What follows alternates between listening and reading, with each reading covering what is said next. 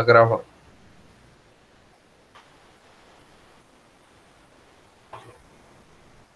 Bora lá. Vocês se lembram que a gente resolveu o problema de Fibonacci já, né? Então, de forma recursiva. Não sei se vocês se lembram.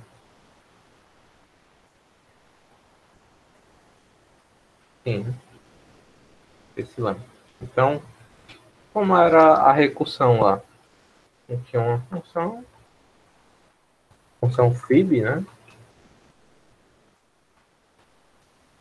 Você estava com I e, por exemplo, se o I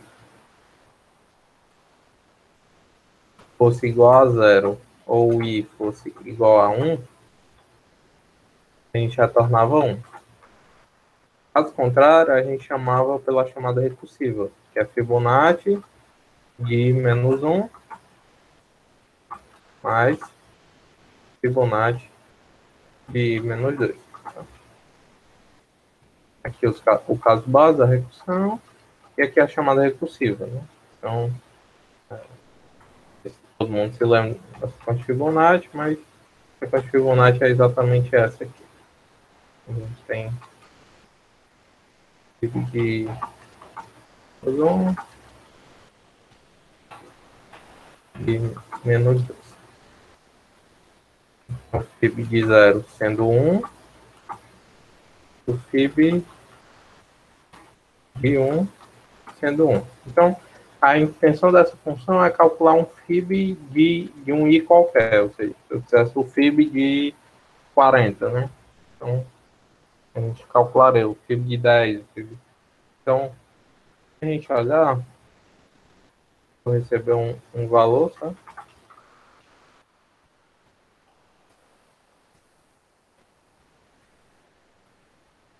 Eu vou imprimir Fib de N, tá?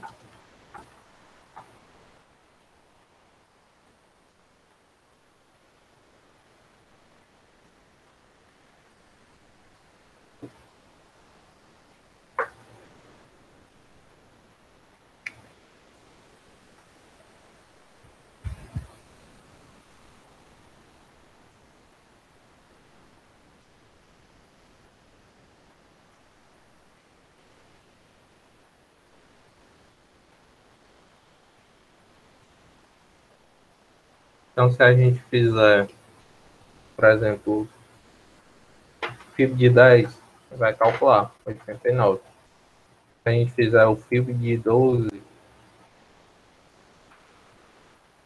233.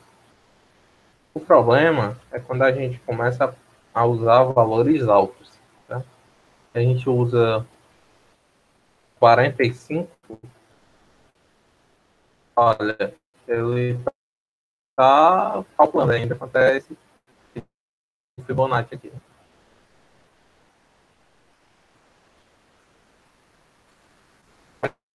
Esse aqui, ele não consegue em um tempo hábil, né? Um poucos segundos calcular quanto esse valor de Fibonacci, tá? Tá, mas uma forma que parece ser tão simples, né, de calcular, por que demora tanto, né? Então, a gente tem um exemplo aqui que vai ficar claro.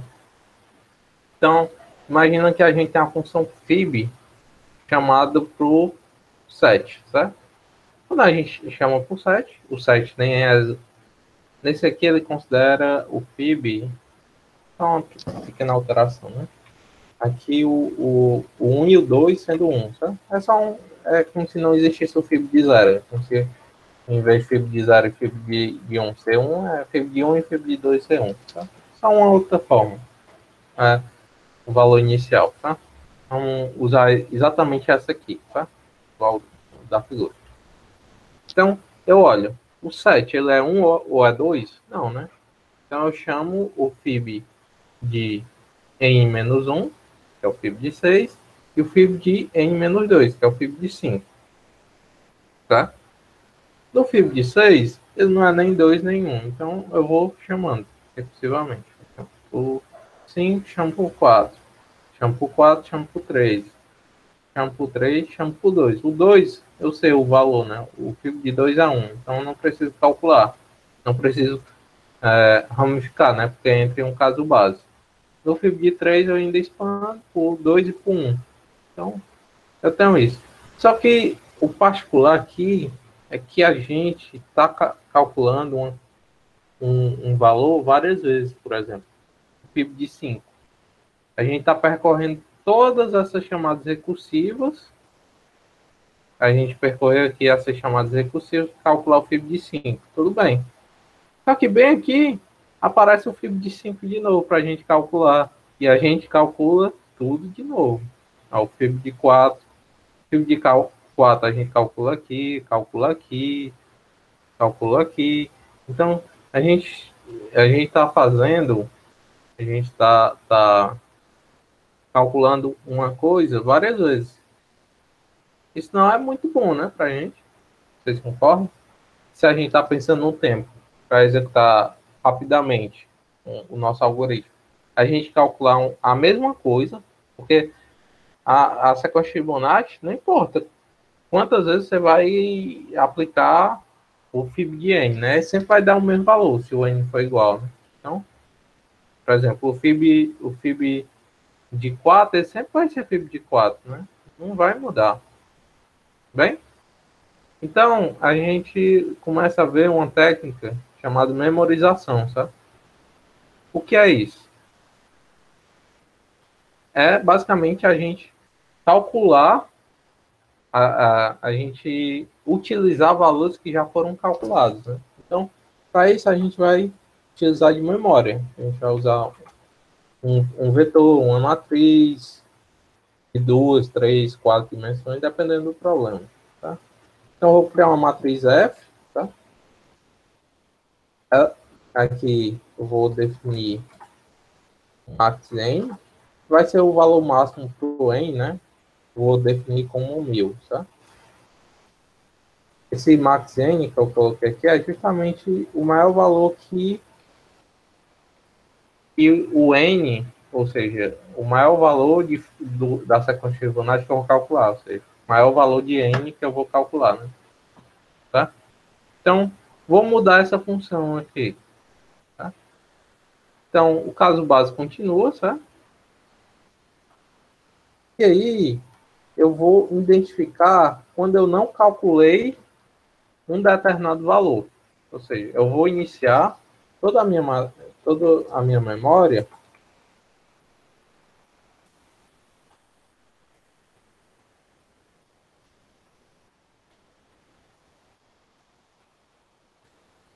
com um valor que a sequência de Fibonacci nunca pode assumir. Tá? Um valor qualquer.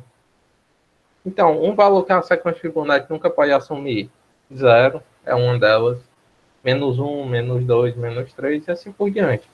Eu vou utilizar menos 1 porque é comum, daqui em diante, a gente vai comumente utilizar o menos 1, mas aqui a gente podia usar o 0, porque a sequência de Fibonacci nunca vai ser 0, né? Então, porque a gente sempre tem valores, no caso base é 1, né? Então, quando a gente pega a soma dessas coisas, sempre vai dar um valor maior que 0, né?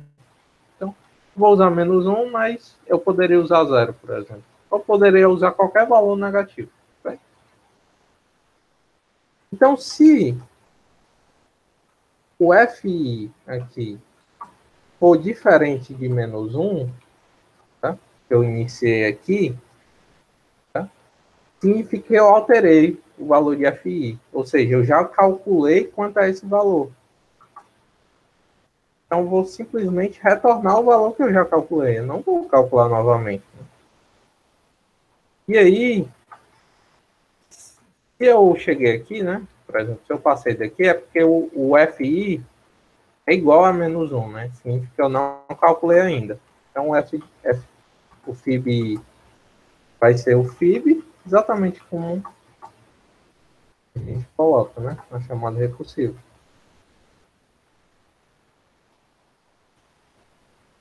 Okay? E, por fim, eu vou retornar o valor que eu calculei, né? Tudo bem? Isso aqui vai evitar com que, por exemplo, se eu calculei o FIB de 5 aqui, quando chegar bem aqui, não vou mais precisar calcular o FIB de 5 novamente. Quando eu chegar aqui, eu já vou retornar. Então, eu não preciso ficar calculando. E veja, por exemplo, quanto maior esse valor, mais valores repetidos a gente vai utilizar, né? A gente vai tender a utilizar. Não sei se tem uma árvore aqui.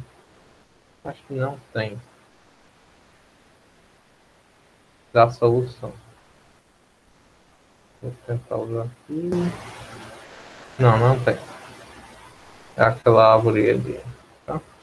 Mas vocês conseguiram entender que isso aqui, por exemplo, quando eu calculo o FIB de 5 aqui, ou o FIB de 4, quando chegar bem aqui, FIB de 4, eu for calcular o FIB de 4, eu não vou precisar calcular, porque eu já calculei aqui.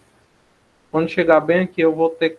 Imagina que eu estou executando sempre à esquerda, certo? Eu chamo o FIB de 7, vou calcular esse cara, vou calcular esse cara, vou calcular esse cara. Então, quando eu voltar aqui na minha chamada recursiva, eu vou calcular, eu já tenho calculado o FIB de 3, o FIB de 4 e o FIB de 5. Então, quando eu for executar aqui, o FIB de 4 eu já sei quanto é. Então, eu só vou retornar o valor. Quando chegar aqui, o FIB de 5 novamente, a mesma coisa. Então, isso aqui vai fazer com que a gente economize quantidade de execuções. Tá? Isso vai fazer com que a gente economize tempo de execução. Né? E qual a complexidade disso? Né? Na tua matriz, o tamanho é n, né? Então, o tamanho da tua matriz vai ser n. Então, se para cada um das posições eu só vou calcular uma vez, então no pior caso, essa função aqui vai calcular em O de n. Ou seja, quando a gente executar aqui de novo, vocês se lembram que 45 ele não conseguia calcular, né? Então vamos testar com o mesmo valor. Opa, deu um erro, deu um erro.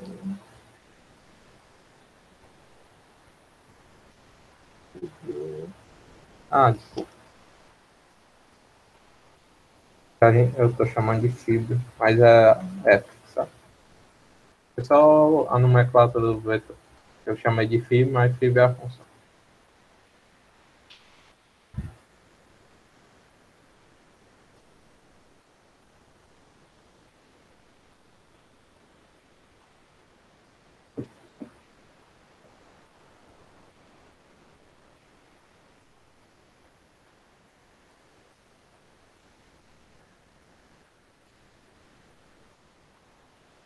Então, quando a gente calcular o 45, é de imediato, ele consegue facilmente calcular, porque a complexidade, ele é bem menor, tá? Só para vocês terem ideia, a complexidade do código antigo, que aparentemente é bem semelhante a esse, ele é exponencial, né? Ele cresce em uma ordem exponencial. E esse aqui é em ordem linear. Então, isso aqui executa bem mais rápido que aquele outro nosso algoritmo. Vocês conseguiram entender? Esse processo que a gente chama de memorização, né? Onde a gente memoriza valores, pré-calcula, a gente já tem pré-calculado e vai utilizando, né? Tá? Vamos lá. Então, vamos para ação de programação dinâmica. Né? A programação dinâmica, ela utiliza essa técnica, tá? Isso que a gente fez é programação dinâmica? Não, não é, porque o problema de Fibonacci ele não se encaixa nas características de um problema de programação dinâmica, certo? Eu vou dizer, assim, não sei se vocês vão pegar de primeira, mas problema, quando você olha para um problema, tá? E quer saber se aquilo ali você resolve com a técnica que eu vou apresentar de programação dinâmica. É quando quando você pode utilizar um subproblema para resolver o problema original, tá? quando você tem a garantia que se resolver N subproblemas, e aí a solução daqueles N subproblemas, você consegue, a partir dessas soluções, resolver o teu problema, você pode aplicar programação dinâmica. Tá? Eu vou explicar em cima. Isso não é qualquer recursão? Como assim, Leite?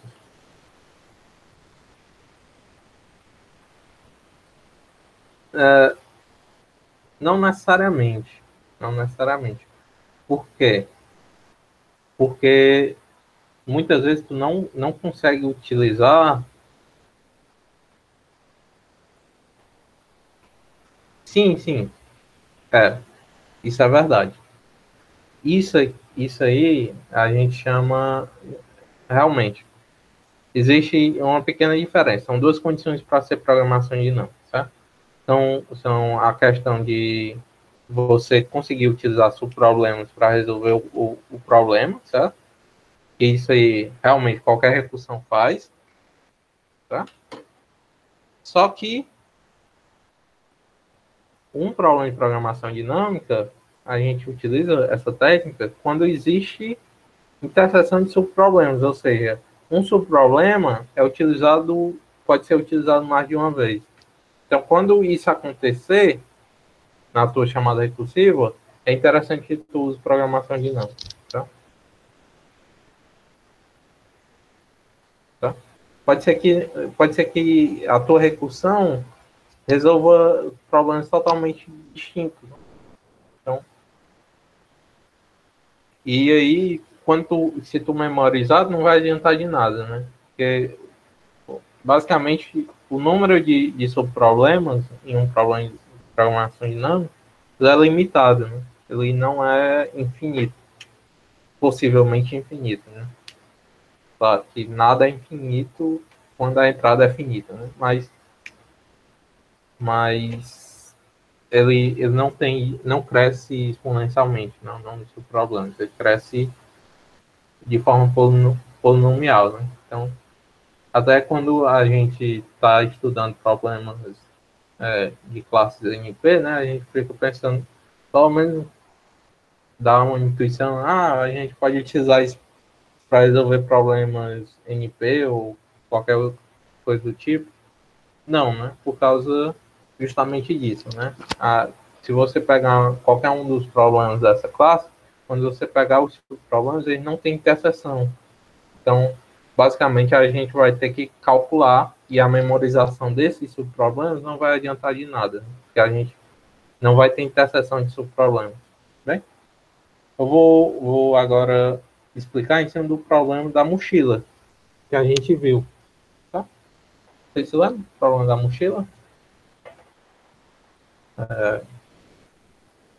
A aplicação é a mais legal. Né?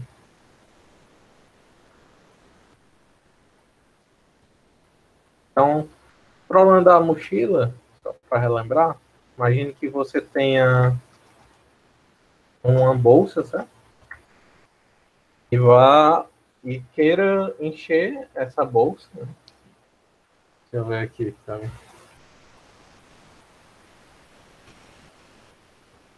Pode mostrar depois números, números binomiais.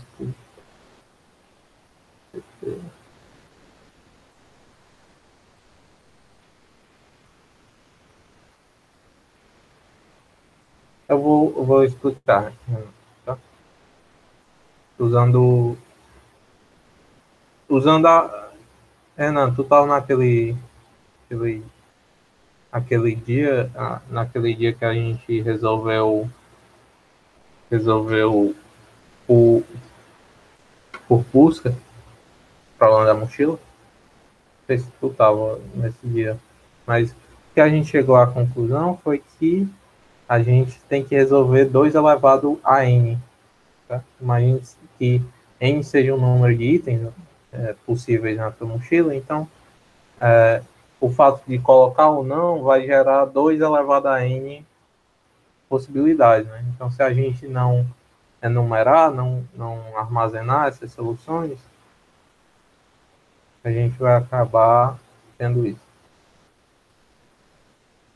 Tu quer, Letícia, tu quer que calcule o número de combinações de N a K, é?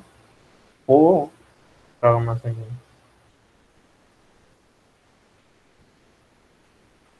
Tá. Eu vou só ver esse problema aqui da mochila e a gente tenta resolver, tá? Tudo bem? Tu viu algum problema isso?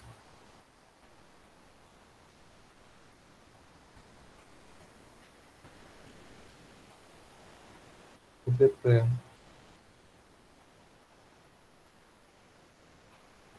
acho que dá pra fazer. É meio estranho, mas talvez dê. Tá? Vamos aqui. Então, problema da mochila, né? Tinha, não? Entendeu. Vamos lá. Problema da mochila. Então, imagine que tu tenha uma mochila e precisa armazenar alguns itens. Né? Tá roubando uma casa e aí tu precisa escolher os itens baseado na ocupação da tua mochila, né? E, e no valor dos itens, né? Então, cada item tem um peso e tem um valor e a gente vai... E a mochila tem uma capacidade em peso, tá? Como se fosse uma resistência. Ele só pode inserir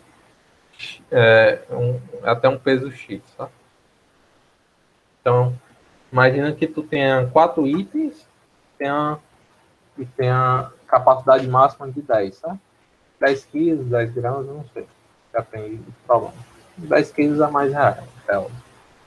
Então, aqui a gente tem o número de itens e aqui a capacidade. Então, para cada, vou colocar assim, para cada item, tu vai ter dois valores, né? Tu vai ter o peso e vai ter o valor, tá? Então, se a gente colocar o peso, 3,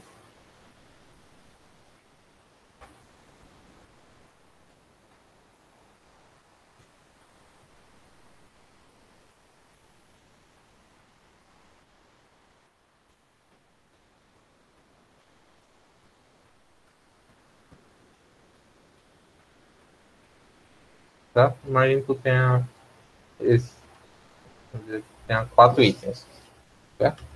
E tu tenha o peso 3 e valor 4. Peso 3, valor 5. Então, imagine a seguinte situação, né? Para esse problema, para resolver esse problema, por exemplo, qual a solução ótima inserindo esse problema, né? Então, eu vou ter o mesmo problema da mochila, olhando para esses caras, considerando 3 itens e capacidade de 7. Ou seja, se eu conseguir resolver de forma ótima, da melhor forma, esse subproblema, eu vou ter que a solução dessa solução pode ser utilizada aqui. Vamos pensar em uma outra forma, tá? Então, no problema da mochila, o que a gente faz é o seguinte: a gente vê qual é a melhor solução. Se é eu inserindo o item ou se eu não inserindo, né? Então, a inserção ou não na mochila geram dois subproblemas, né? Então, se eu resolver esses dois subproblemas, a solução para o meu problema é simplesmente retornar o maior deles, né? Então, a gente olha esses dois problemas e escolhe qual dos dois a gente vai utilizar. Então, é basicamente isso. Obviamente que a gente precisa garantir a restrição de... imagina que o peso do objeto já é maior que o a capacidade da mochila, né? Então, a gente precisa só considerar esse tipo de coisa. Então, vamos lá. Problema da mochila. Vou só implementar aqui. Vou considerar que eu tenho N. Será que eu tenho um... Estou escrevendo int todo errado. Vou ter um vetor de valor.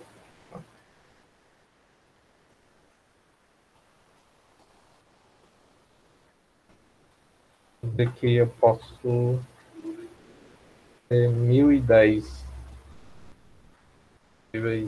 itens, tá? E vou ter o peso. Tá? Então, eu recebo o N,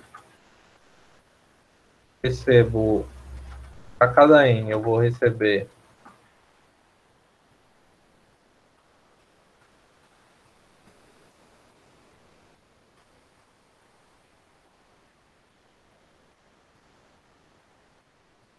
peso e o valor, tá?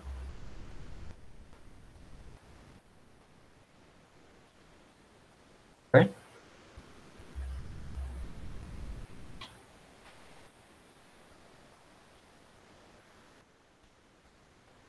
Então, a gente vai retornar a solução justamente chamando uma função recursiva que eu vou chamar de solver.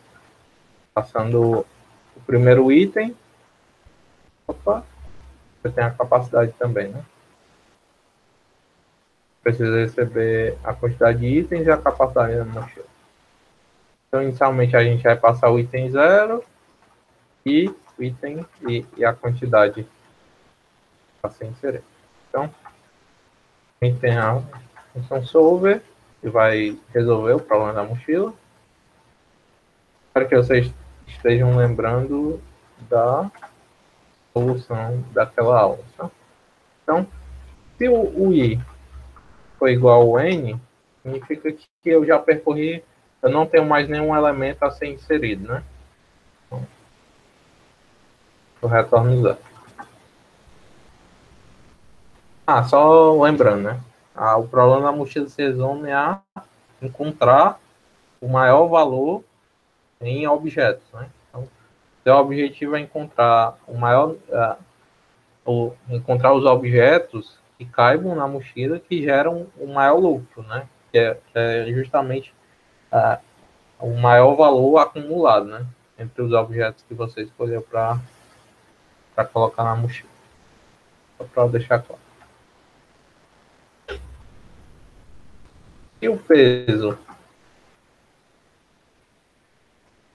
For igual a 0, eu não preciso tratar esse troço. Tá? Então, se o I for igual a N, eu retorno 0. Bem?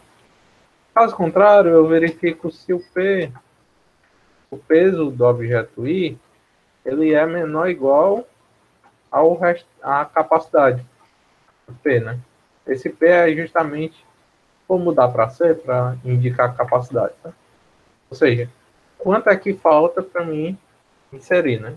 Qual a capacidade que ainda cabe em peso na sua mochila. Então, se o peso do objeto for menor ou igual à capacidade, eu posso inserir o objeto.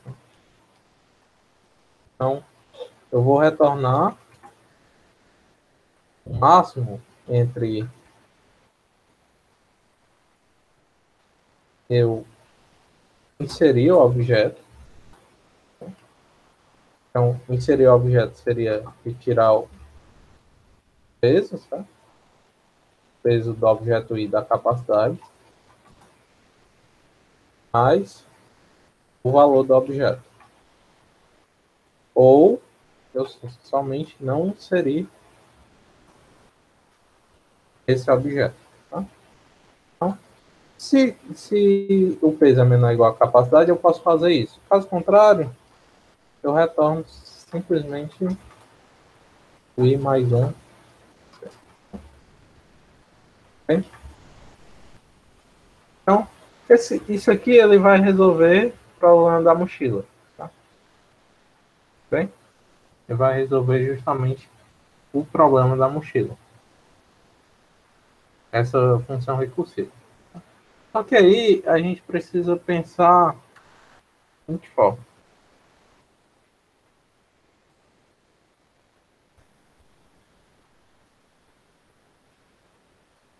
gente tem que pensar que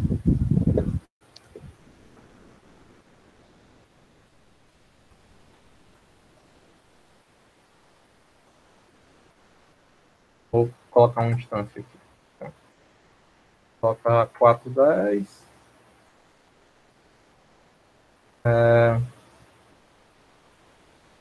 O peso e valor. Né? Então, vou colocar aquele mesmo.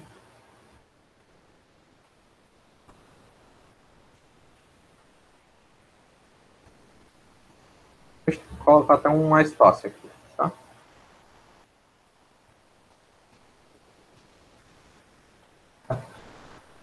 A solução desse problema aqui é justamente a gente escolher esse cara e esse, né? Vou tomar isso aqui mais interessante.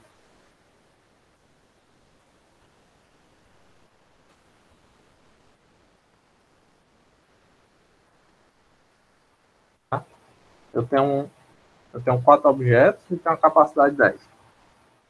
Tá? Então, quando a gente chamar a chamada recursiva, a gente vai passar onde a gente vai estar, né? Qual o item. Ou seja, esse aqui se refere ao item 0. Esse cara é o item 1. Esse cara é o item 2. E esse cara é o item 3. Então, vamos considerar a seguinte situação. Eu estou numa chamada recursiva onde eu inseri o item 3, tá? E não inseri o item 1. Ou inseri o item 0 e não inseri o item 1. Então, eu vou chamar a seguinte chamada recursiva, né? Eu vou passar o 2, né? Que é justamente o cara que eu vou observar se eu devo inserir ou não. E vou passar 10 menos o meu peso, né? Que é 3. 2, 7. Bem? Então, vou resolver esse problema aqui. Mas observe. Eu tenho um outro caso, né? E se eu não inserir o item 0 e inserir o item 1? Tá? Quando eu chegar nessa chamada recursiva, eu vou chamar a função 2, passando 10 menos o peso, que vai ser 3. Então, 10 menos 3, 7. Repare que eu estou resolvendo um problema, um mesmo subproblema, 2 vezes. E aqui eu vou resolver muito mais vezes. Né? Não vai ser só 2 vezes. Né? Esses 2 vezes que eu encontrei aqui é só para ilustrar que vai acontecer casos onde vão ter interseção. Tá? Ou seja, vão ter subproblemas. A gente vai encontrar o mesmo subproblema várias vezes. Tá? Então, a gente precisa, uma das soluções é justamente armazenar. Né? Lembrando que a solução inicial, essa solução aqui, vamos só ver se está funcionando, não acredito que sim. Essa solução aqui, a gente chegou à conclusão que no pior caso é 2 elevado a n, né? Que é justamente analisar se o objeto deve ou não estar na solução, né? Então, é 2 elevado a n.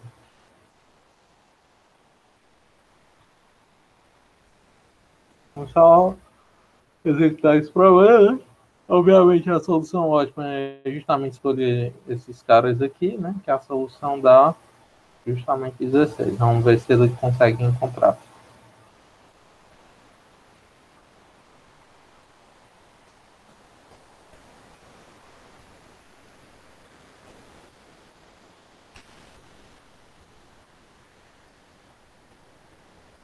Então, passa 410, 34, 35, 35 e 46. 16, né? Justamente o que a gente queria. Bem? Até aqui, tudo bem?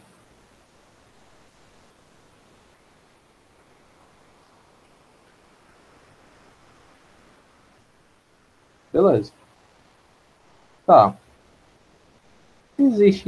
se existem chamadas repetidas, né? Então a gente consegue enumerar, a gente consegue armazenar, se a gente calcula uma coisa mais de uma vez, né? A gente podia salvar esse valor e simplesmente toda vez que aparecesse, eu retornava. Certo? Então, por exemplo, repare que um subproblema aqui ele vai representar justamente um I e um C, né? Então, toda vez que aparecer o mesmo I e o mesmo C, significa que tu tá no mesmo objeto, certo? Mas estou no objeto 4 e falta peso 10 para inserir, né? Peso 7, por exemplo, para inserir. Então, toda vez que aparecer isso aqui, significa que eu tenho o mesmo problema, né? Eu estou no mesmo item, faltando a mesma capacidade de mochila. Então, quando eu tiver isso, eu vou justamente ter o mesmo subproblema. Então, o subproblema ele não é mais simplesmente o I, né? No caso do Fibonacci. Então, é a combinação de dois valores.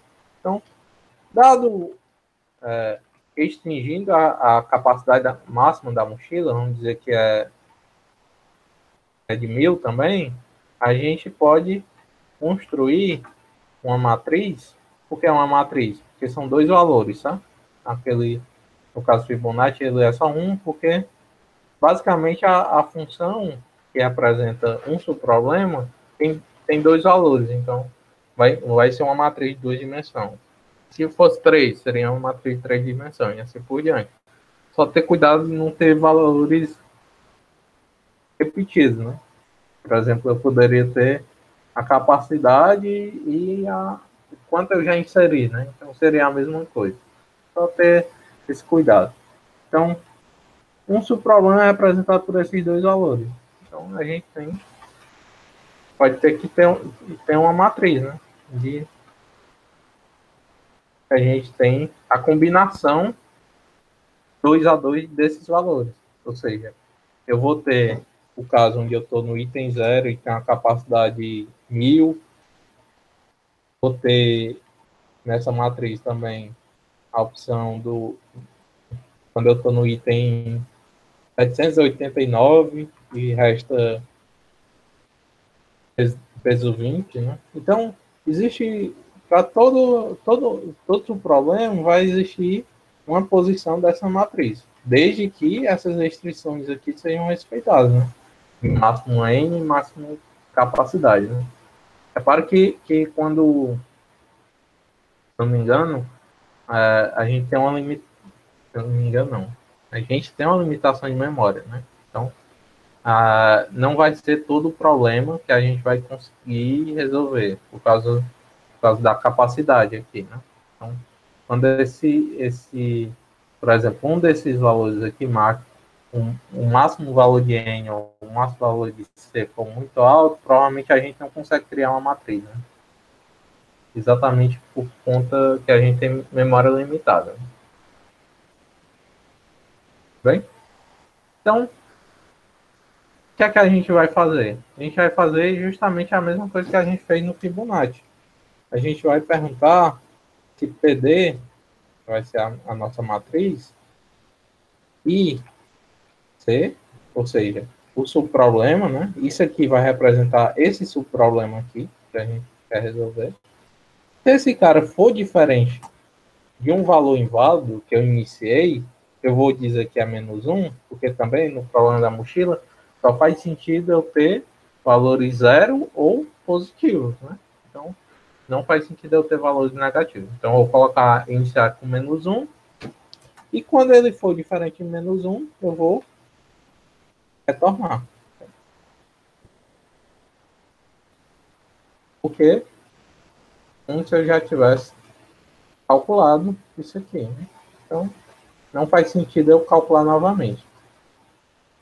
Então, para esse caso aqui, eu vou calcular da mesma forma, né? Eu vou dizer que PD e C recebe isso.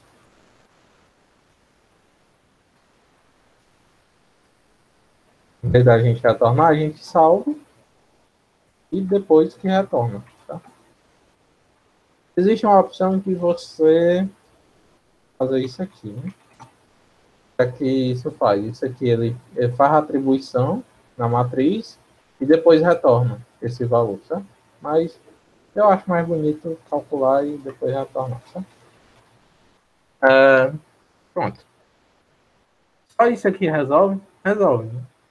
Só isso aqui a gente vai estar salvando os valores, tá? Salvando os valores aqui, tá? Os valores desse subproblema. E quando eu já tiver calculado, eu posso reutilizar. Então, simplesmente iniciar essa matriz toda com menos um. E aí vem uma questão legal, né? Porque toda vida, por exemplo, é uma matriz, quando eu tenho um vetor, né, não é tão trabalhoso iniciar com menos um, né? Mas quando eu tenho uma matriz, quando eu tenho de duas dimensões, matriz de 3, 4, às vezes é um pouco chato iniciar, né? Então tem uma função chamada main_set que ela consegue iniciar alguns valores. Então, a gente identifica a matriz ou vetor, indica o valor que você quer iniciar e o tamanho da matriz em bytes. No caso, para pegar isso, a gente pega size of e passa o tamanho e passa a variável, tá? Certo. Isso aqui vai funcionar para todos os valores? Não. Especialmente, a gente costuma utilizar essa função main_set, a gente inicia a matriz com dois valores, ou com zero, ou com menos um. Por quê? Porque ele faz uma atribuição em bytes. Tá? Então, a gente viu que o inteiro ele tem 32 bits, né? Ou seja, 4 bytes. Então, basicamente, o que esse cara vai fazer é replicar esse valor em todos os bytes da tua matriz. Tá? Se eu iniciar com tudo zero, todos os bytes zeros, os valores daquela matriz vão ser zero. Tá? Então, é o valor que eu quero. Quando eu inicio com menos um, o que é que ele faz? O menos um ele vai ser justamente esse valor aqui, um byte. Tá? Vai ser esse cara aqui. Tá? Isso aqui é menos um, considerando um byte. Tá? Quando eu replico isso aqui por 4, aqui vai ser um inteiro. Tá? 32 bytes. E esse cara aqui também é menos um. Tá? Então não tem nenhum problema.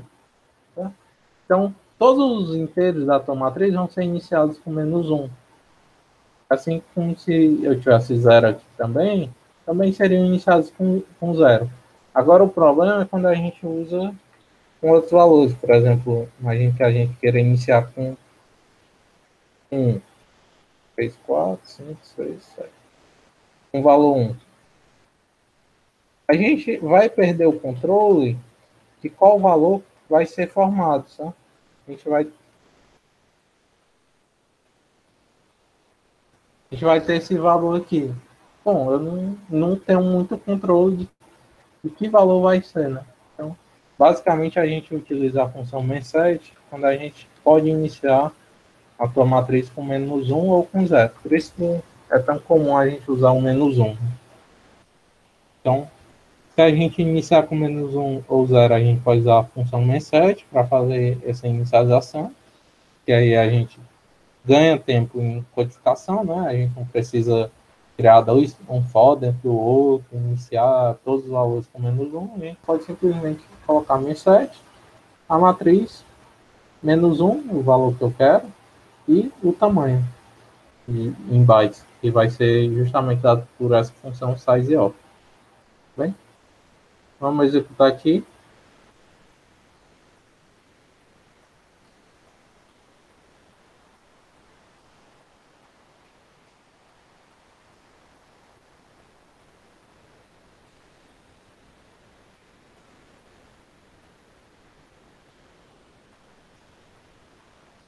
Vamos testar aquele mesmo exemplo.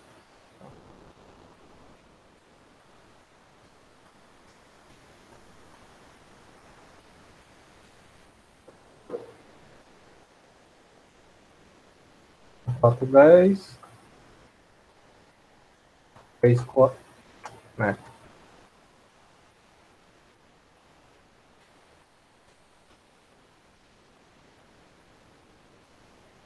4, 10. 3, 4. 3, 5. 6, 5. E 4, 6. Pronto. Ele retornou o mesmo valor. Tudo bem? Vocês entenderam como se deu essa solução?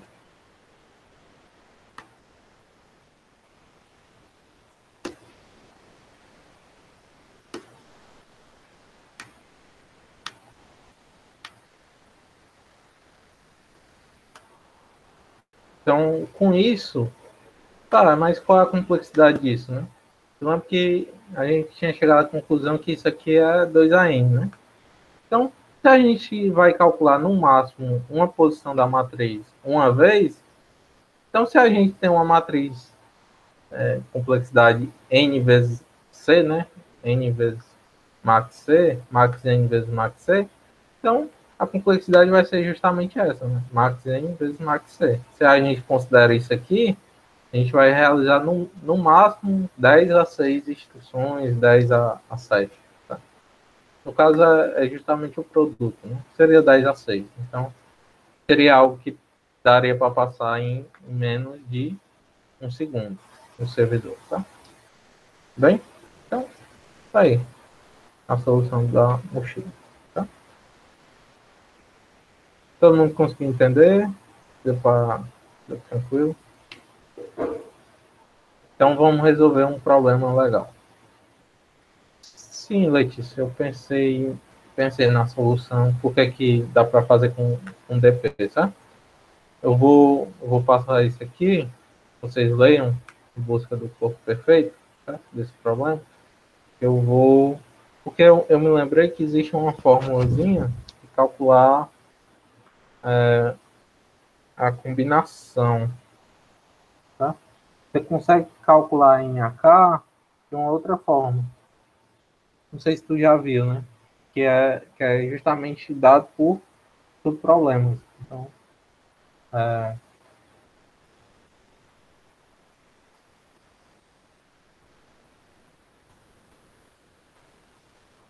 deixa eu ver se eu acho tal forma.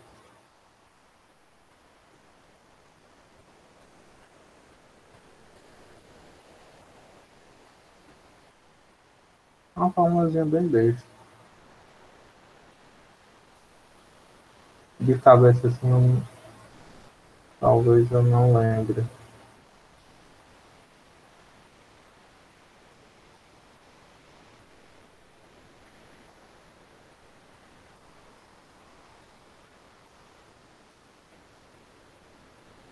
Não.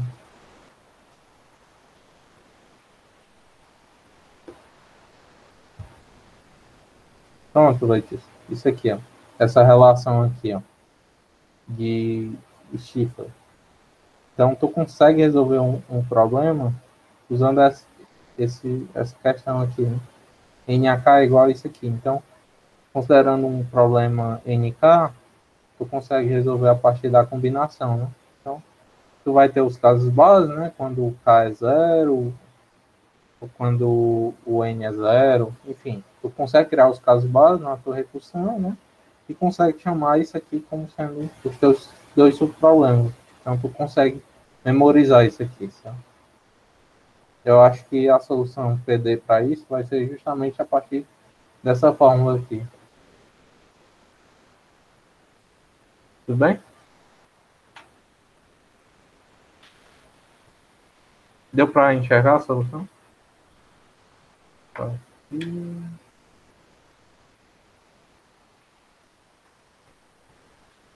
Tá. Vamos ler. Eu nunca vi, realmente eu nunca vi ele, mas esse problema.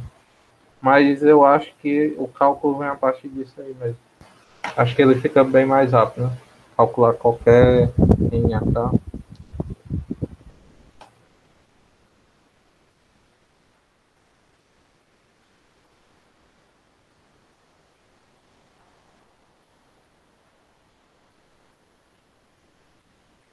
Vou dar uns 3 minutinhos aí para vocês verem o problema.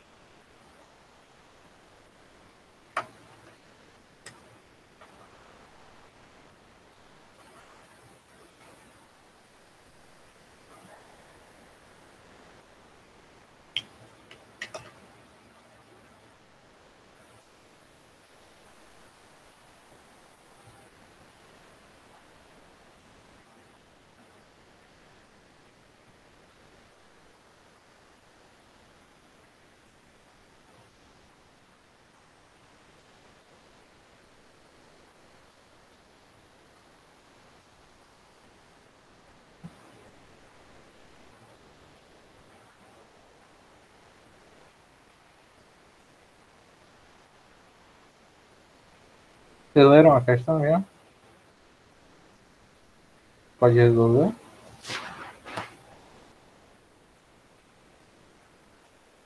Tá bom.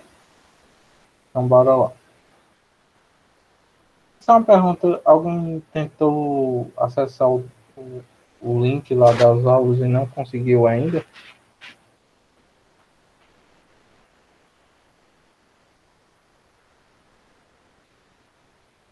Sim, é aquele que eu mandei por último. Eu acho que. Eu não lembro se tem algum aqui que não conseguiu. Me falem, viu? Qualquer coisa me enviem de novo. Sim, é o do Google Drive. Para acessar as aulas gravadas, sabe?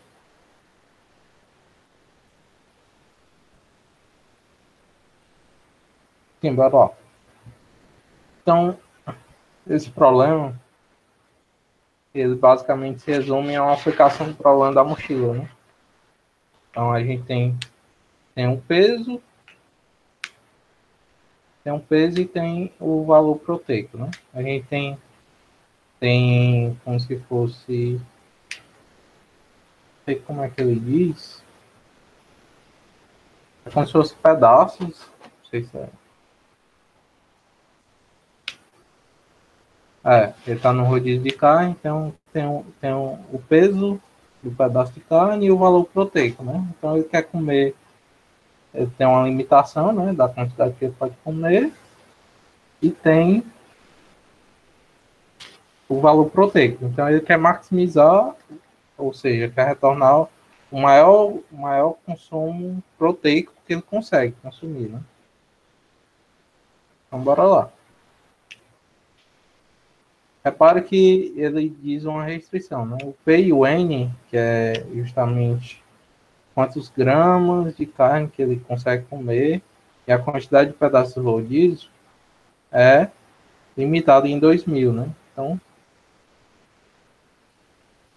vamos lá, vamos para a solução. Eu vou implementar falar na mochila de novo, tá?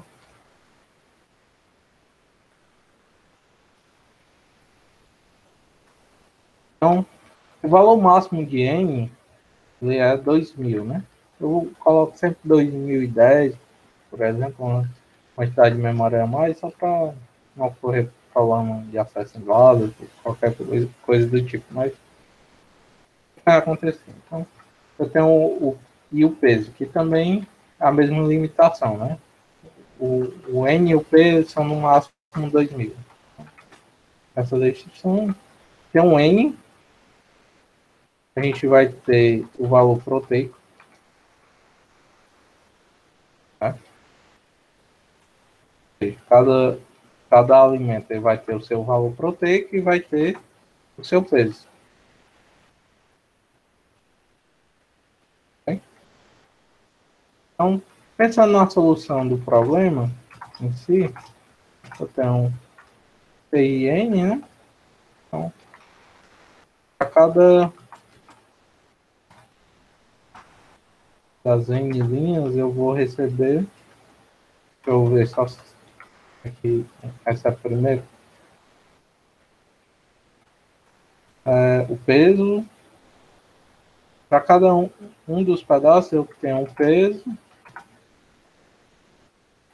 e tenho o valor proteico. Tá? Por fim, eu quero resolver, né?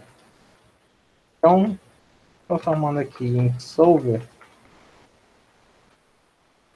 tem o objeto e a quantidade em gramas de peso que você ainda pode ingerir, né? Então, se o I for igual ao N, significa que eu já percorri todos os pedaços, né? Então, vai retornar a zero, porque eu não vou conseguir mais nada, né? Se eu passei por todos os pedaços, então, no pedaço N, ou seja, pedaço que não existe, eu não vou consumir nada. Bem, se o peso do pedaço I for menor ou igual que o P, que é a capacidade que falta, ele ainda pode comer, né? Que ele ainda aguenta comer, eu vou dizer também que é C. For menor ou igual a C, significa que eu posso comer ou não um pedaço, né? Então, nesse caso aqui, eu vou só retornar, só vou por outro pedaço, né? Porque se eu entro no else, o peso do meu pedaço é maior do que o que eu consigo comer. Então, eu vou simplesmente por outro pedaço com a mesma capacidade. Caso contrário, eu vou retornar o máximo entre comer e não comer o pedaço. O comer é ir por outro pedaço, diminuindo a capacidade, tá? Que é justamente pelo peso, e somando o valor proteico do objeto I. O máximo entre isso e simplesmente não comer o pedaço, ou seja, ir para o próximo pedaço com a mesma capacidade. Então, isso aqui ele vai justamente resolver o problema, tá? Então, aqui eu faço zero e faço a capacidade que é P. Então, isso aqui vai resolver o meu problema. O problema é que Isso aqui tem complexidade 2 AM. Mas repare, isso aqui pode ser. Repare que um subproblema é identificado por I C, e ele é bem parecido com o problema da mochila. Né? Ele vai ter interseção de subproblemas. Você vai ter um subproblema que eu vou resolver pelo menos mais de uma vez. Então, eu vou criar uma matriz DP. Eu vou ter max N por max P. Tá? Max P, então, eu vou inicialmente iniciar a minha matriz com -1.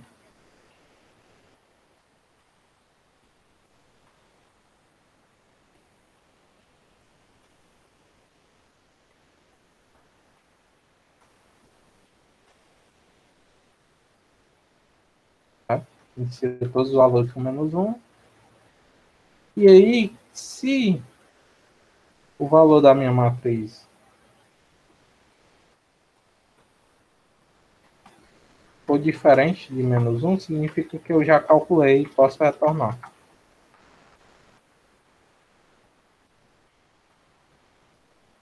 Okay? Caso contrário, eu não calculei ainda, então eu vou calcular isso. Bem semelhante ao problema da mochila.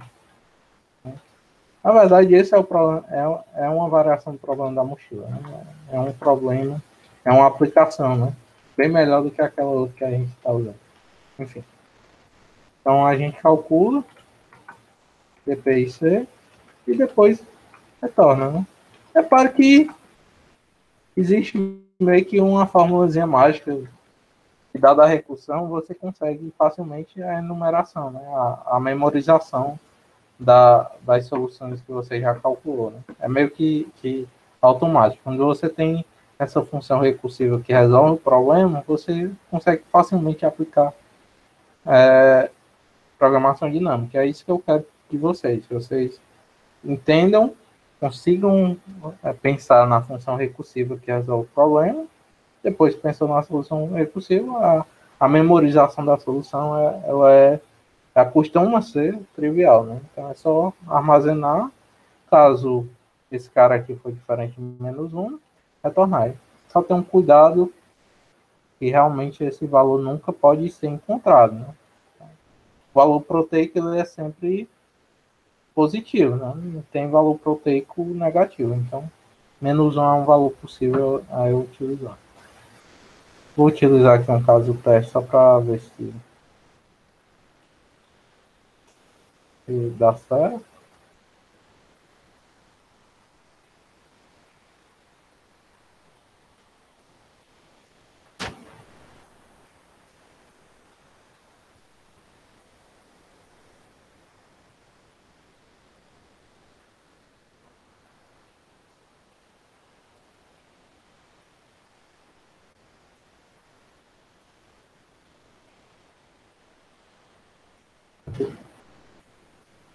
Vou enviar aqui. A gente tem que ter um cuidado, né? O valor proteico ele é 10 a 9, né? Então, provavelmente, se a gente escolher os N pedaços, por exemplo, se o peso em gramas que ele aguenta é muito alto, por exemplo, provavelmente esse inteiro aqui vai estourar. Provavelmente a gente vai submeter, mas já esperando em um long answer. Né? Caso que pode ser que o inteiro aqui não seja suficiente, ou seja, esse inteiro aqui que eu estou armazenando não seja suficiente. A gente precisa de um long, tá? Vamos enviar, já pensando no pior, né? Ele vai dar long answer, provavelmente dê mesmo.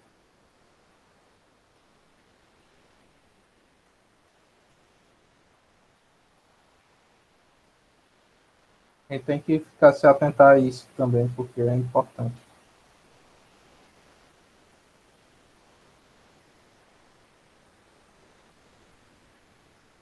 Se o NEP precisar ajudar aqui.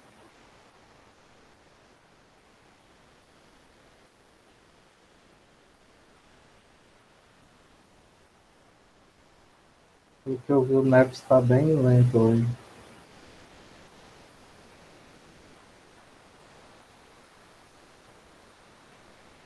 Mas se eu não me engano, a solução ela é long mesmo.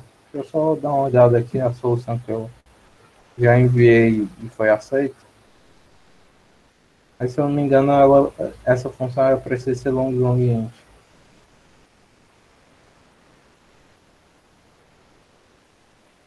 Sim, ela precisa ser long long int. Tá? Então, essa tanto a função como a matriz, elas precisam ser long long int, porque senão ela pode estourar, né? O inteiro. Porque os valores proteicos eles podem ser muito altos, né? Muito altos. Que pode facilmente estourar o valor inteiro. Eu acho que o valor de peso e valor proteico não precisa, porque 10 a 9 ainda cabe inteiro, tá? Mas o somatório dos valores proteicos, que é justamente o que vai armazenar essa matriz, talvez não caiba, tá? Vou só submeter essa nova versão aqui. Eu acho que o Maps está com um probleminha aí. E você não tem que confiar em mim, pelo jeito.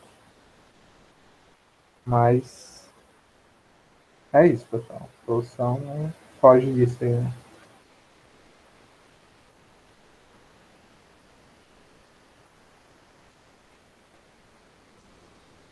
Ah, deu certo. Ó, solução correta. Deixa eu só ver se aquela outra submissão deu errado, né? Só para ter certeza.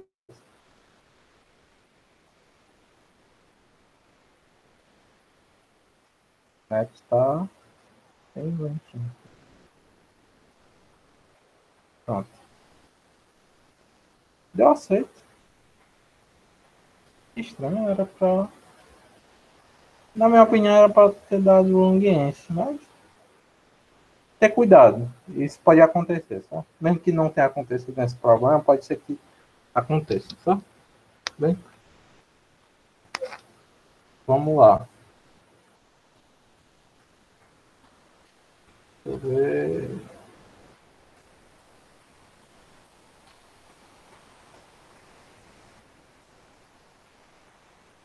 Pois é, tá bem lento mesmo. Bom, deu para entender a solução? Foi bem. Deu tranquilo? Pronto. A gente já vai para o último conteúdo, né? E hoje a gente vai ver somente mais um problema de programação dinâmica que é muito utilizado, que é a maior subsequência comum, tá? Aí na próxima semana a gente vê a maior subsequência crescente, ou a sexta, né? Na quinta, desculpa, quinta. A gente vê falando da maior subsequência crescente, vê o problema do troco e vê o cadanho. Tá? Um algoritmo famoso também, de programação dinâmica. Sabe? Hoje é mais esses problemas mais tradicionais. Até o troco eu acho que deveria entrar nessa parte dos tradicionais, mas tem gente que coloca ele como se não fosse, mas enfim. Vamos lá. Vamos o problema, certo? Então, existe um outro problema que também pode ser resolvido com programação dinâmica, que consiste em, dado duas sequências, você quer saber a maior subsequência comum, tá? Só que existem algumas restrições nisso. Por exemplo,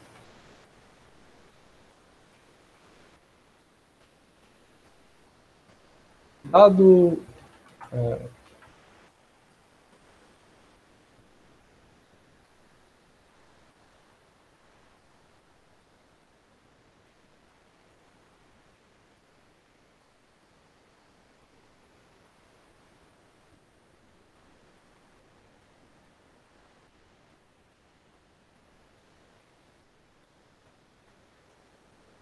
dadas essas duas sequências, certo? Eu quero saber qual o tamanho da maior subsequência comum a essas duas sequências aqui. O que significa isso? Eu preciso selecionar termos aqui nessa sequência que também estejam aqui. Então, eu quero formar uma nova sequência desses elementos comuns às duas. Só que tem uma restrição. Por exemplo, se eu selecionei esse elemento, o próximo elemento da sequência ele não pode ser selecionado dos elementos à esquerda, sempre os elementos à direita. Certo? Então, ele precisa seguir a ordem da sequência. Então, vamos lá. O 4, por exemplo, ele pertence a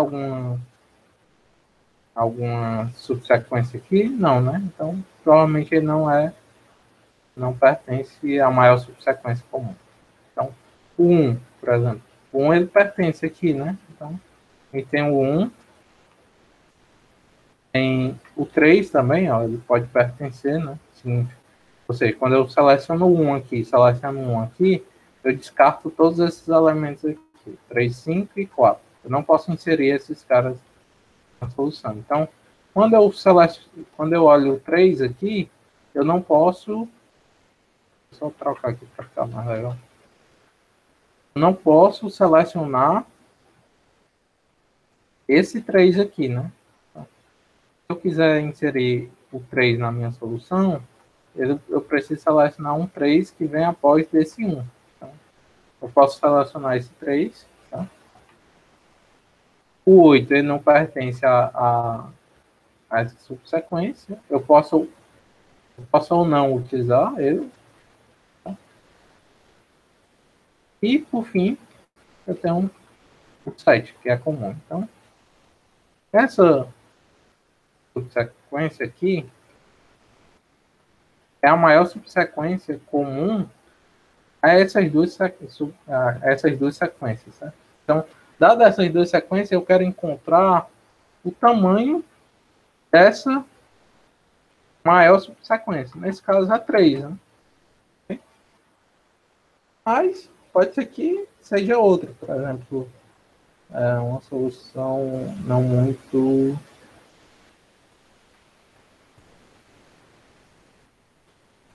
trivial. Né?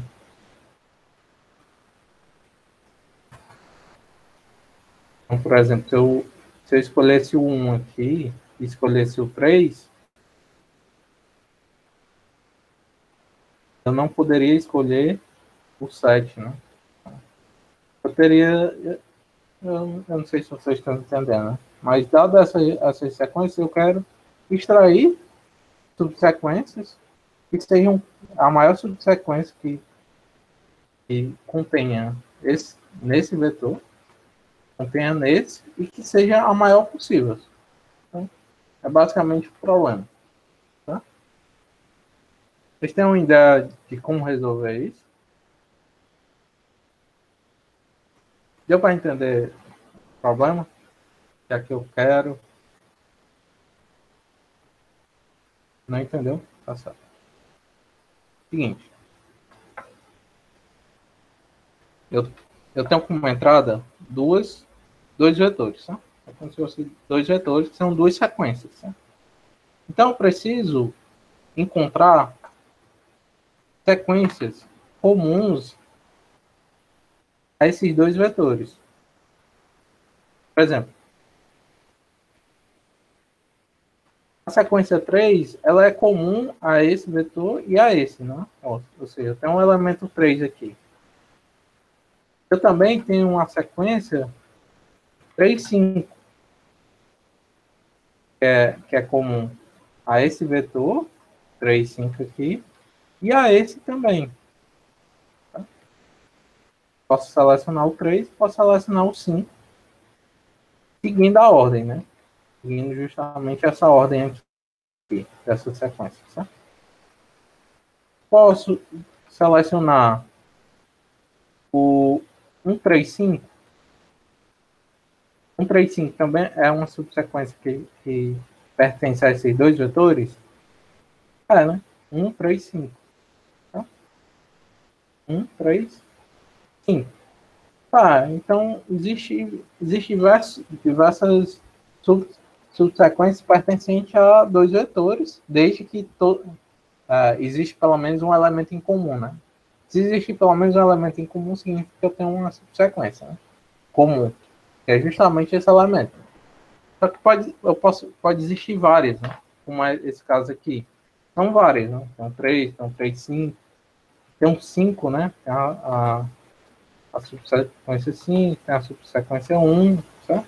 Só que a gente está interessado na maior, ou seja, nessa aqui.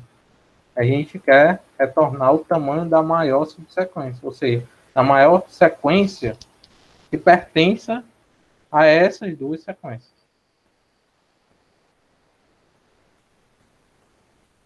Ficou mais claro no objetivo que eu quero?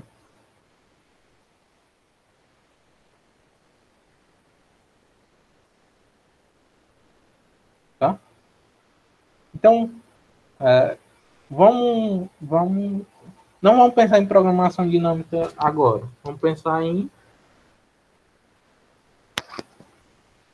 como resolver esse problema recursivamente. Tá?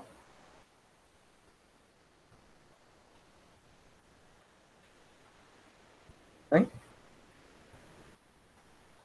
Então, eu tenho um solver e vou ter dois valores, o i e o j. Tá? O i vai ser a posição que eu estou na primeira sequência, subsequência, e o j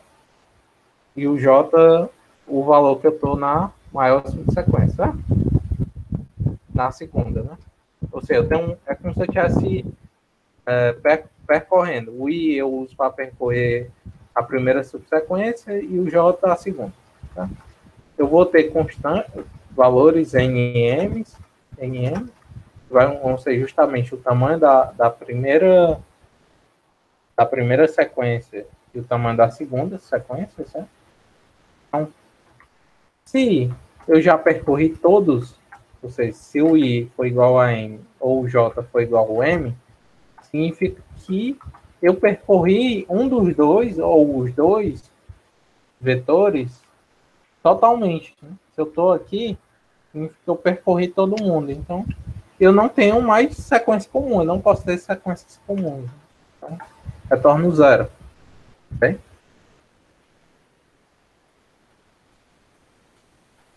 Então, vamos lá. Retorno zero. Tudo bem. Uh, eu vou ter também a representação de dois vetores. Né? O vetor 1, vou criar um max n.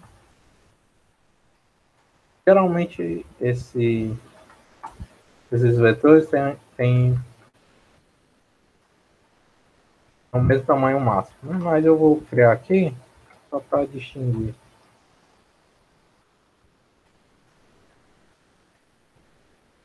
É um max n e um max n.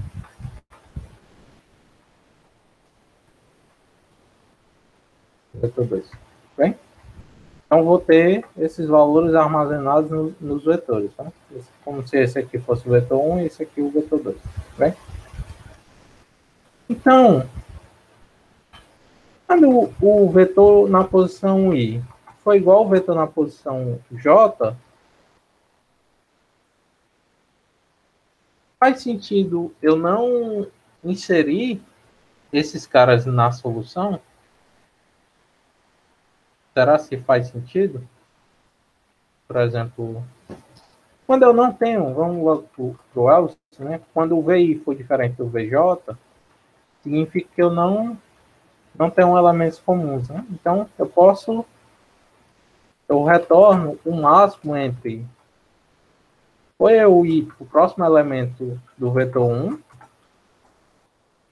ou eu ir para o próximo elemento do vetor 2. Tá? Porém, quando o VI for igual ao VJ, a solução que eu retorno vai ser eu ir para o próximo elemento do vetor 1 e para o próximo elemento do vetor 2, somando 1. Significa dizer que quando o VI for igual ao VJ, a melhor solução que eu posso ter é justamente inserindo justamente esses caras na solução. Ou seja, eu vou somar mais um. Por quê? Imagina que eu chego bem aqui, então esse caso aqui, 1, 1. Vou ver outro caso aqui. Imagina que eu estou nesse subcaso aqui. Eu tenho esse cara aqui, que já tinha percorrido, e esse aqui.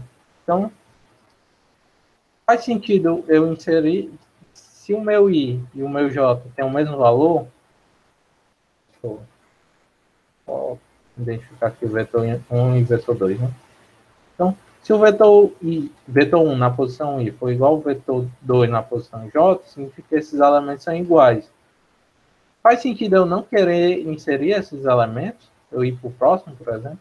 Por exemplo, imagine que eu tenho esse vetor aqui. Então, se eu for para o próximo, eu posso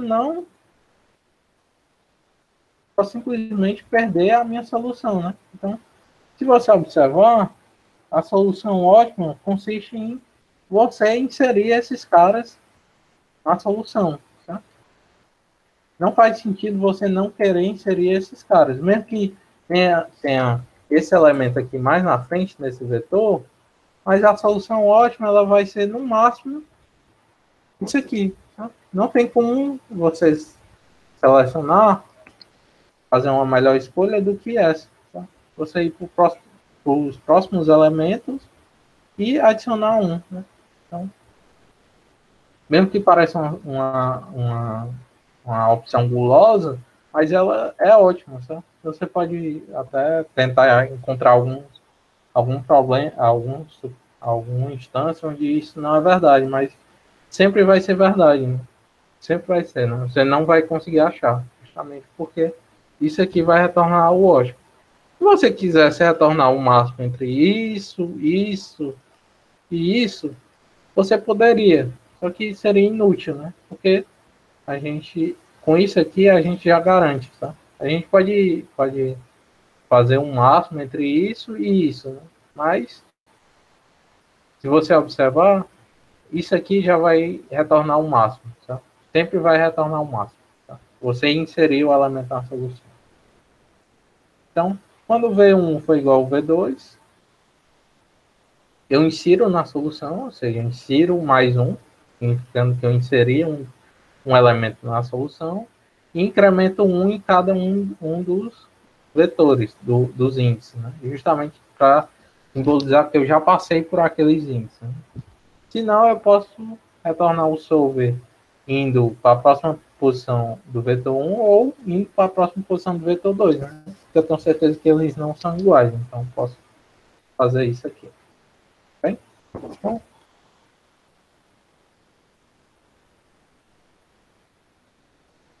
deixa eu voltar aqui só para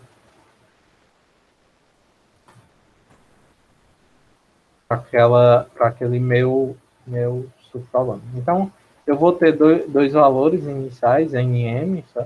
Que vão representar o tamanho. Nesse caso aqui, essa instância aqui é 66 e os valores. Tá? Então, eu recebo NM,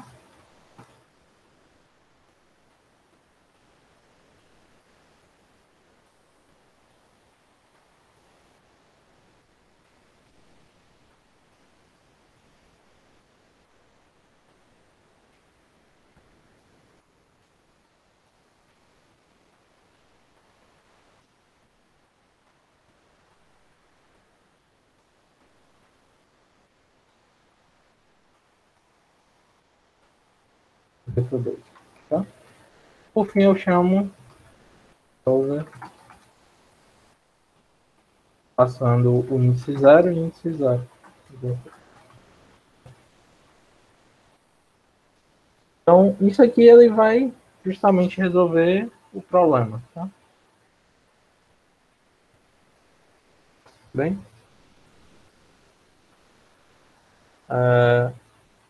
deu para entender a solução?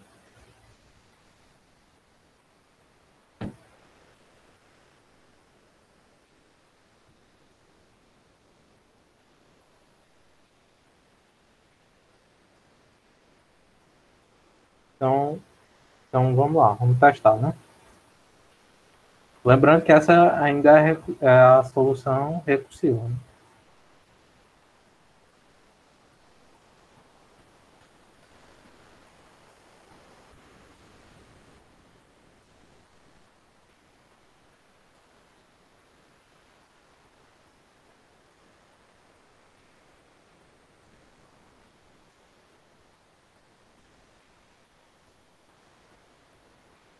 Então eu tenho 6, 6, 3, 5, 1, 7, 3, 5, 4, 1, 3, 8, 7, 5. Então, o tamanho da maior subsequência vai ser justamente 3, né? É o que a gente viu naquela hora. É 1, 3 e o 5. Eu não sei se tem outra. Eu acho que não. Enfim, é isso, né? Agora, observe que, por exemplo, se eu partir da solução 0, imagine que eu não caia nesse caso aqui, né? De o V1 é igual ao V2, eu, eu posso chegar nesse subproblema, né? Ou seja, incrementando o I mais 1 em uma interação e na próxima incrementando o J mais 1. Né? Então, eu consigo chegar no subcaso 1, 1. Mas é claro que em outra chamada recursiva eu também consigo chegar, né? Então, eu saio do 00 para o 01 e depois vou para o 11. Então, existe pelo menos um subcaso onde vai ter interseção deles, né? Então significa dizer que a gente está calculando várias vezes o mesmo subproblema, né? Você mostra que pelo menos uma vez vai acontecer, ou pelo menos um subproblema vai ser resolvido mais de 2 vezes, já é suficiente para a gente aplicar programação dinâmica, certo? Então, é o que eu estou tentando dizer. Então, isso aqui, como a gente viu que eu posso cair num caso desse, então faz sentido eu utilizar a programação dinâmica, né? Então, eu vou criar uma matriz, né? O seu problema vai ser apresentado pelo um IJ, e o IJ tem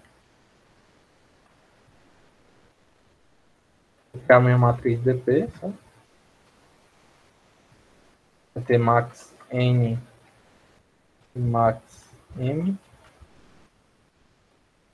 Tá? Vou iniciar a minha matriz toda com menos 1, né? Porque nesse problema o menos 1 é um valor inválido, né? A gente quer o tamanho de uma sequência, então o tamanho da sequência, o menor valor disso vai ser 0. O menos 1 é um valor inválido. Então, se a gente tiver dp e j for diferente de menos 1, eu posso retornar dp e j. Caso contrário, eu vou ter que calcular. Então, calcular vai ser justamente calcular esses caras aqui. Ou esse caso aqui, ou esse. Retorno dp e j. Pronto. Apliquei programação dinâmica. Repare que é muito trivial quando a gente tem uma solução recursiva, aplicar programação dinâmica. É só verificar se eu não já calculei. Se eu não calculei, eu vou calcular a solução. Então, basicamente isso. Então vamos testar.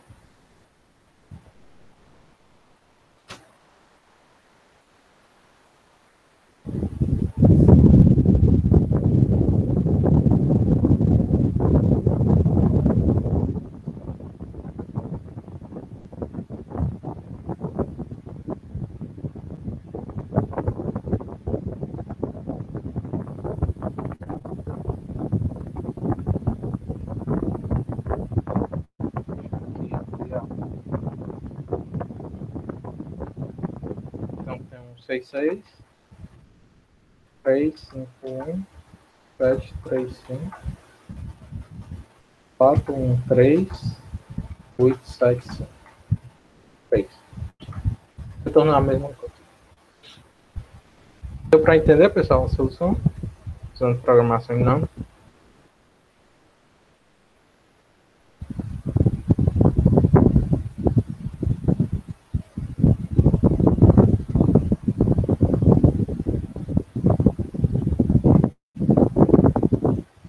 Matheus, tu teve tua conta hackeada, foi no Nets? O que foi que eu... Porque eu vi, eu tava olhando o resultado do contest, né, da semana e vi seu nome diferente, aí vai. Foi de propósito aquilo. Ah, beleza.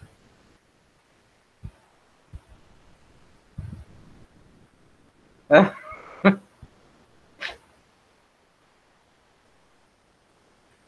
Vixe.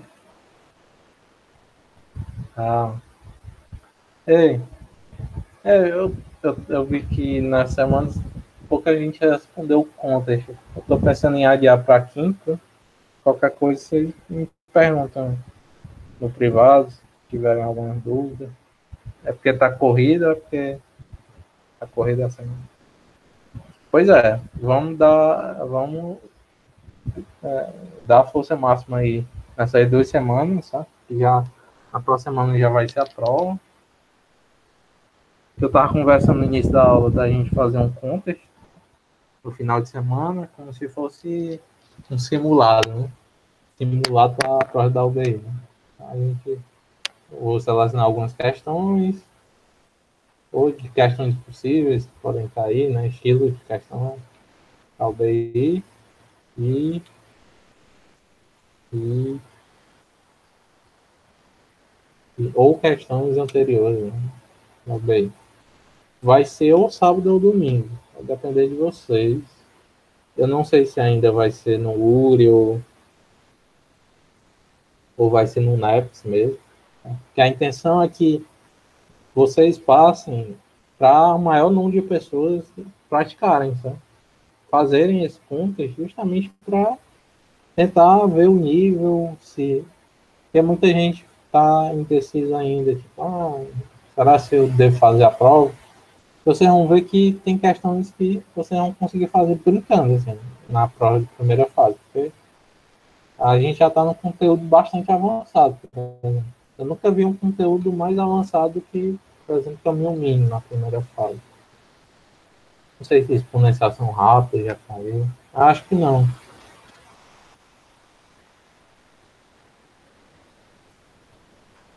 É,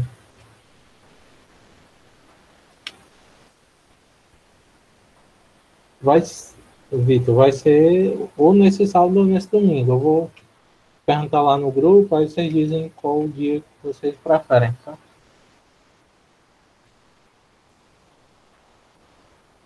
A Uri é meio chatinho mesmo.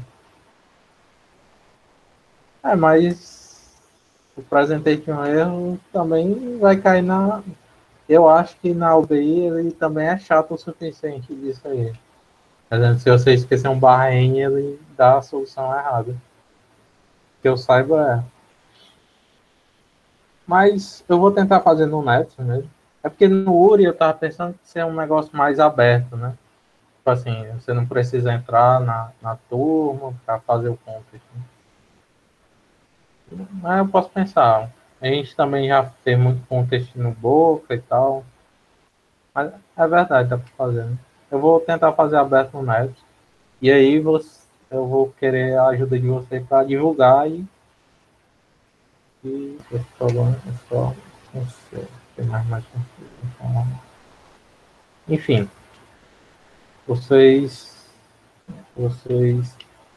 divulguem, tá? Também para os colegas de vocês de FUP e também façam. Tá? Vai ser limitado, vai ser a quantidade de horas que vocês teriam para resolver e a quantidade de questões. Vai ser realmente um simulado para a prova. E aí, próxima semana a gente já finaliza o conteúdo de grafos e de. A gente vê grafos e vê também o mínimo, já para vocês já estar bem preparado para a primeira prova, para a primeira fase. Então, cuidar em fazer esses contas, né? Vamos ter 3 contas, né? Vai ter o contest dessa semana, vai ter o contest de domingo ou sábado, não sei ainda, e vai ter o contest da próxima semana, né? Então, vai ser bem corrida essa semana. Então, tentem se dedicar ao máximo para chegar bem, né, na prova. Ok? Vamos. Problema, modo não. Vamos lá. Vamos resolver o último problema, certo? É esse aqui. O maior ancestral comum. Tá? Eu vou dar 3 minutinhos aí para vocês lerem. Tá? Enquanto eu vou beber uma água ali.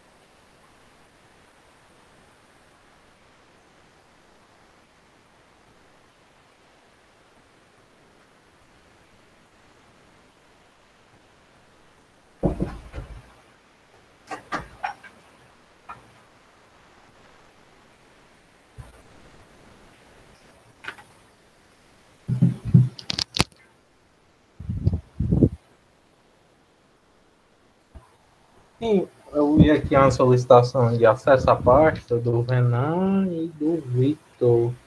Eu autorizei. Testem de novo aí se vocês conseguem acessar, só para saber. Tá? Eu já concedi acesso para vocês da pasta. Mas testem.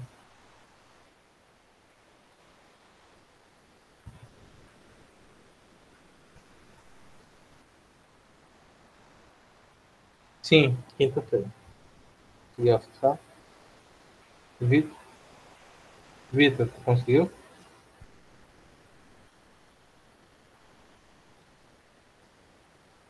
Liz é a mais chatinha que eu acho. Programa assim, né? Pra complexidade, né? Tem. Beleza. Pra. Tipo assim, existe um N ao quadrado lá bem fácil, né? De você pensar o Liz, né? Mas não é a melhor solução. Tá?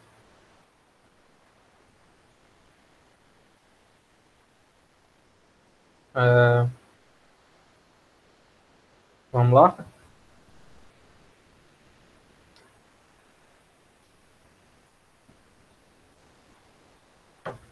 Vocês já leram o problema? Eu recordo aqui também.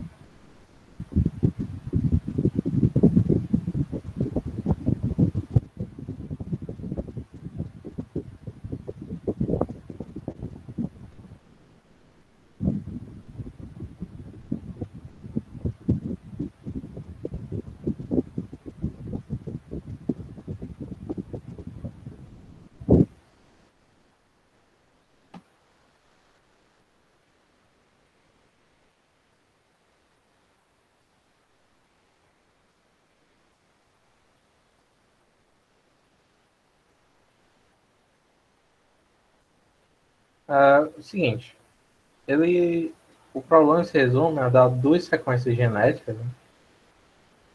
Você retornar a diferença entre elas, ou seja, é como se você pegasse e extraísse a maior subsequência comum. No caso desse problema aqui, ele é 152, né?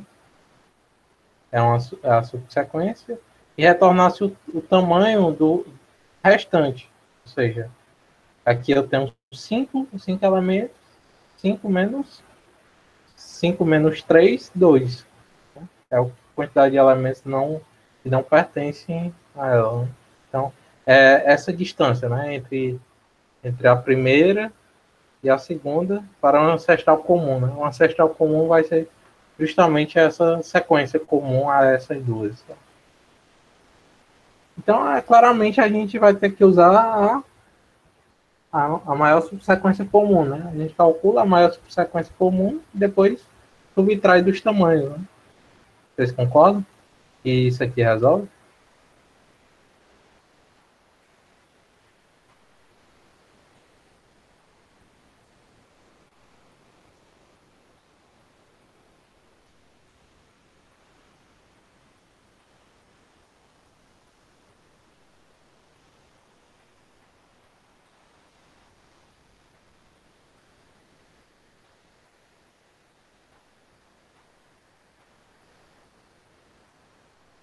Eu concedi acesso, Matheus. Isso, vai subtrair o tamanho menos o... Vitor, é o seguinte. Ele quer... O seguinte. Que eu não... Como eu não li agora, não lembro muito bem os termos, né? Então, é basicamente o seguinte. A gente tem uma sequência que eles chamam de evolução, certo? Então, eu tenho duas sequências que possuem uma sequência comum, tá? Essa sequência comum é de onde eles evoluíram, né? Possivelmente, né? O que é evoluir? É inserir valores de gênios, né? Entre eles, enfim. Ele explica aqui como seria essa evolução. Então, o que ele quer saber é o quanto ele evoluiu, ou seja, o quanto de elementos foram inseridos em cada uma das sequências, mostrando a evolução. Ou seja, o, o ancestral comum é a sequência original, tá? A sequência original. Então, aconteceu evoluções nessas sequências, certo? E ele quer saber o quanto de elementos foram acrescentados nessa evolução. Ou seja, nesse exemplo, por exemplo, a gente tem como ancestral comum a sequência 152, tá? 152 como sendo a maior subsequência, tá? O maior ancestral comum a esses dois. Significa que é como se essas sequências já sido evoluídas dessa outra sequência, são 52. Ele quer saber justamente quantos elementos são distintos dessa sequência, em cada uma das sequências. Então é somente pegar o tamanho e subtrair o tamanho da maior subsequência comum. Tá? Deu para entender melhor? Exatamente como o Matheus falou. Né?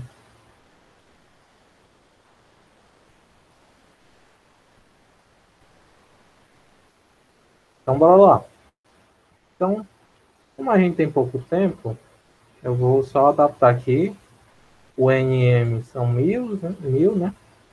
Repare que a gente já está recebendo duas sequências, né? NM. Deixa eu ver aqui. Já está bem certinho, né? 1000. Parece que eu estava adivinhando. E aqui a gente salva o tamanho do, do ancestral, né? Ancestral comum. O tamanho dele. É justamente resolver a máxima subsequência comum.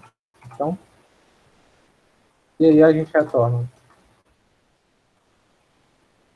Dá um espaço.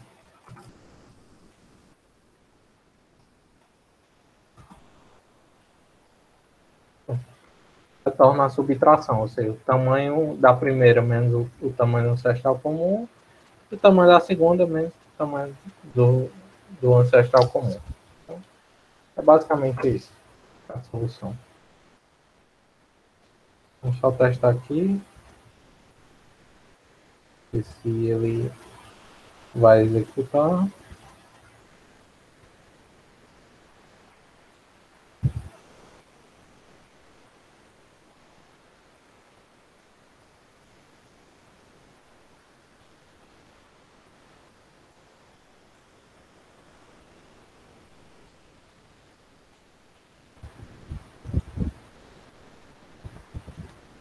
Dois e três, né? Justamente para a gente querer submeter aqui, só para ver se meu controle ele tá um pouco chato. Às vezes ele não aperta.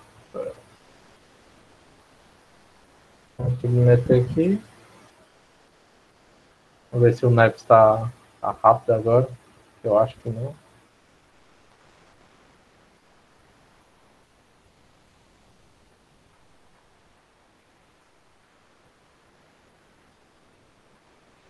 Não, solução correta. Vou finalizar aqui a gravação, tá? Se alguém tiver alguma dúvida, pode tirar